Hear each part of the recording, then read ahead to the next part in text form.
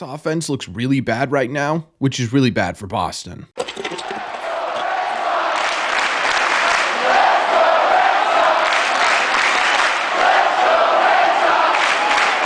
What is going on, everybody? Welcome back to Red Seat Radio. My name is Corbin, and the Red Sox just finished up a really ugly series in Atlanta, losing both games to the Atlanta Braves, officially putting themselves at 19-18 on the season, which is still good for third place in this division, but barely. The Rays are a half game back of third place right now. It also puts them 5.5 games out of first place in this division and 2.5 games out of a wild card spot just behind the Mariners, and I believe that's the furthest down in terms of wild card ranking they have been since the beginning of this season. And the biggest culprit in this series has to be the Red Sox offense or lack thereof. So what we're going to do in today's video is we're going to break this down. We're going to talk about what's going on with the Red Sox offense, what's going wrong, how it could be fixed. We're going to talk about the pitching, really everything in this series, and break down how it could all impact the 2024 season. But before we get into that, do me a favor, make sure you guys have hit that subscribe button if you haven't already. If you're new here, we talk Red Sox content almost every single day.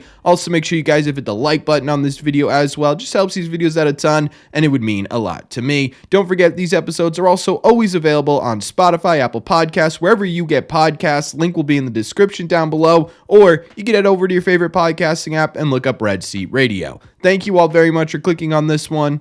Let's get into it.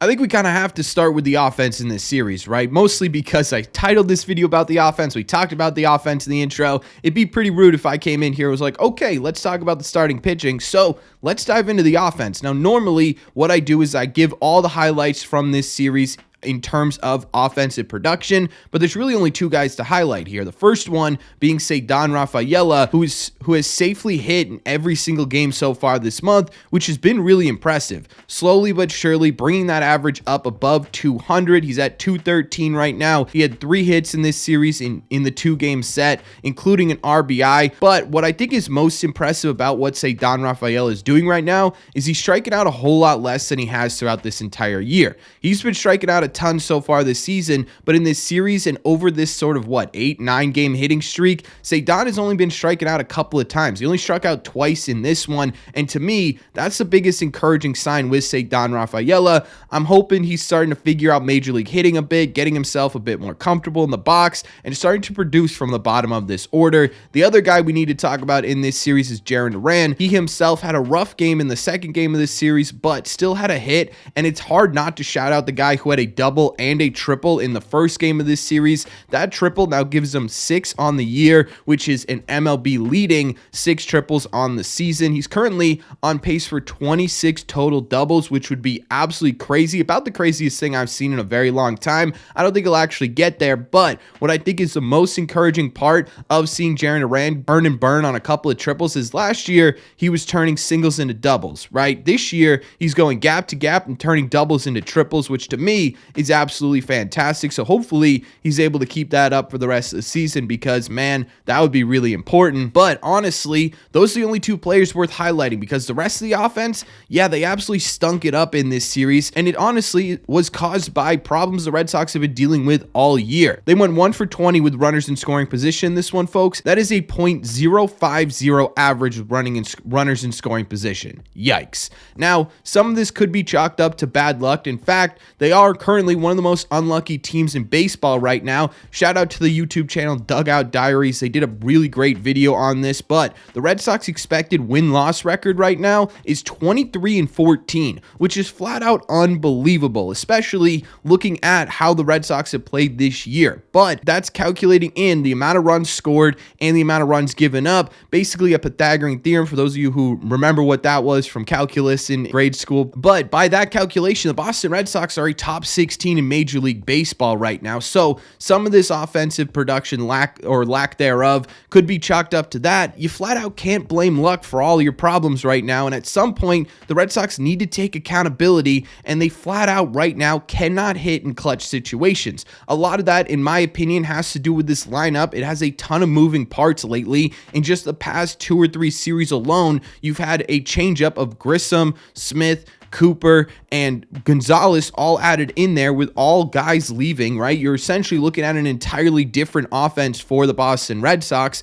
But it's not just them who aren't coming up clutch in big situations. Guys like Rafael Devers had opportunities in this series to drive runs in and didn't. Tyler O'Neill, these big players that are supposed to be the biggest parts of your offense right now are not producing in clutch situations, and that just can't really happen if you want to win baseball games. Injuries certainly don't help with this problem either. Right now in this series especially, you sorely miss Tristan Casas. Everyone was striking out a ton. Everyone's been striking out a ton this year. They have the second most strikeouts in Major League Baseball. A guy like Tristan Casas would definitely help with that. He would also most likely help in clutch situations as well. Even a guy like Trevor Story, who wasn't off to the hottest start in the world, could have helped this Red Sox offense. The problem here is, what is the solution? How do you fix the Red Sox just not being clutch? I think a large part of this, going back to the change in personnel in this lineup, is the Red Sox just aren't comfortable with each other right now. A big reason why the Red Sox were able to do what they were able to do with all the injuries happening at the beginning of the year is because all these guys were bought into what the Red Sox were trying to do. And that doesn't mean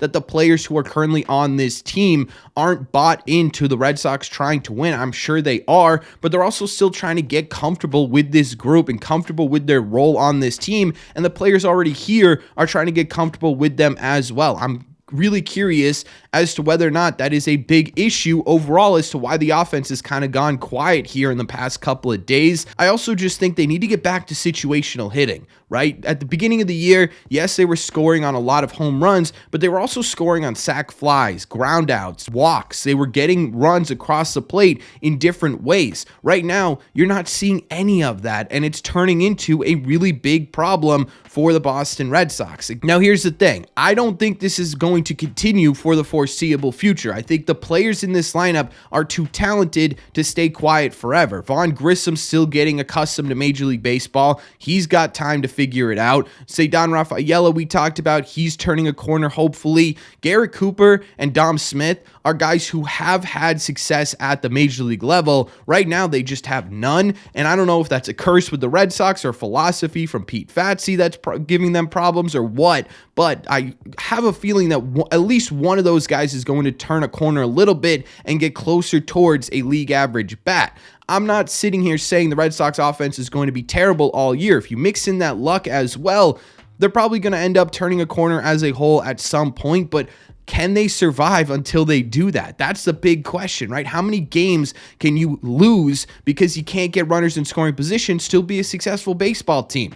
I'd probably say not many. So this is a problem that needs to be fixed and fixed right now. They have an off day today. Hopefully they can come together, figure something out, get to know each other, get comfortable, figure out a way where you can get back to everyone buying in and being on the exact same page, because that's what's going to win you baseball games. Right now, they're stinking it up.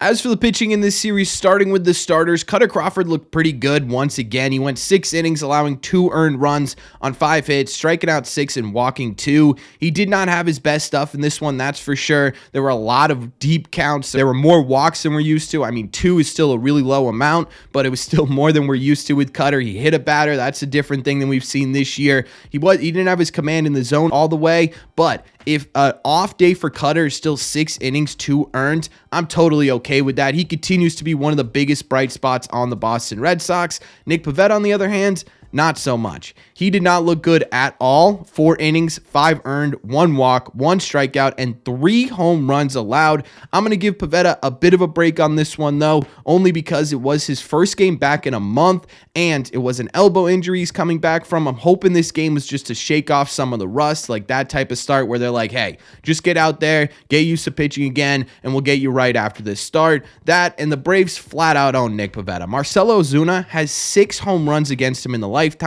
I think Pivetta will look better going forward. As for the bullpen in this series, it was really solid. Honestly, only one player had a bit of a meltdown here, and that was Justin Slayton, who had his first rough outing of 2024. I think we forget this is only his first season in Major League Baseball, but also his first season at a Double-A. This is still still a super young kid. He's still fresh and brand new to the game. So there are going to be bumps like this throughout the season.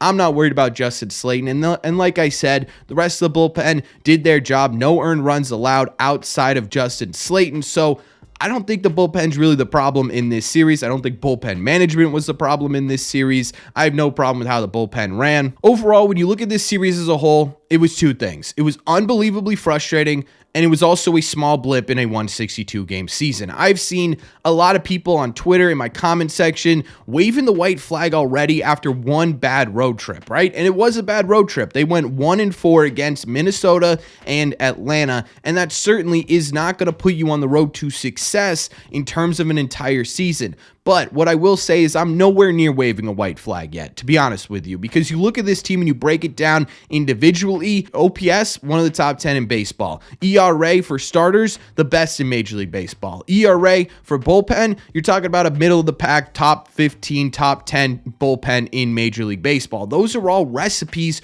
for success, but for some reason, they just can't put it all together right now. They can't figure out a way to work as one unit and figure out ways to win as a team. And to me, that was why this series was so unbelievably frustrating, but it's also, in my opinion, not really reason to come out here and say how this is who the Red Sox are. The Red Sox are cooked, because this isn't who the Red Sox are. Every single metric is telling you the Red Sox are better than what they are doing on the field right now. And honestly, maybe it's dumb, blind faith. I have faith that they're going to be able to get closer to what their expected stats actually are. Obviously, that's going to have to take a change in hitting philosophy, and I don't know if that starts at Pete Fatsi, or if it starts with team chemistry, or if it just starts with guys getting their head out of their asses. I don't know which one it is, but I do think they end up doing it. This month is going to be a test for them. It's going to be pretty much the ultimate test. They either sink or swim in the month of May. They have a lot of really tough series coming up, and this is the time you got to battle. This is the time where you sit down as a team and you say, okay,